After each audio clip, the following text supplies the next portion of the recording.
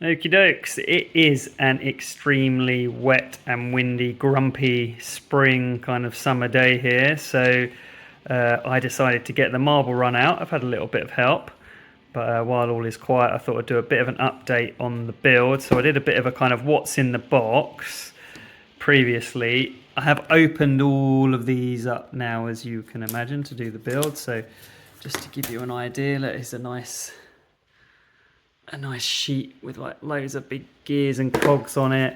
This A sheet here, I've already cut lots of parts out, so you'll see the progress. So far, in general, I'd say it's pretty good. Some of the wooden parts are quite fragile, some have split and cracked, but generally not that many if you're really careful with it. Here are the instructions, which again, we're on step 15 now of about 34, so almost halfway through. And I'll show you what we've been doing, but loads of sub-assembly builds. And then I imagine at some point you'll all start doing it together. There are, like I said, a few little fragile bits and pieces. Probably in the 15 steps I've had 2, maybe 3 little connectors snap and crack. One thing I have had to add to the list is some PVA glue, just to try and strengthen things where they've split and cracked. Otherwise, let's have a look at what we've built. This is probably like the most interesting. So you can see this piece here, the marble's going to run through and hit these little flaps. So that's the sub-assembly part. Otherwise, you can see you build loads and loads of little bits of marble run, I guess. There's a hole for the ball to go through. This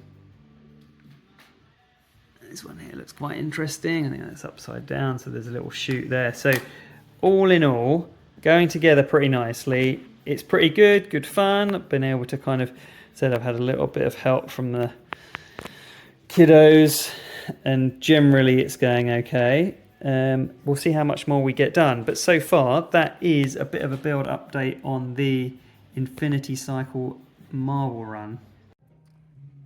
Right, we're moving on to the gear system, which is always quite fun. So step number, what are we, like 16, and we've popped all of these out, huge chunky perspex cog, and then a really nice looking kind of wooden teeth cog. So that is the next step. I just thought I'd show that one. I'm not going to show every step.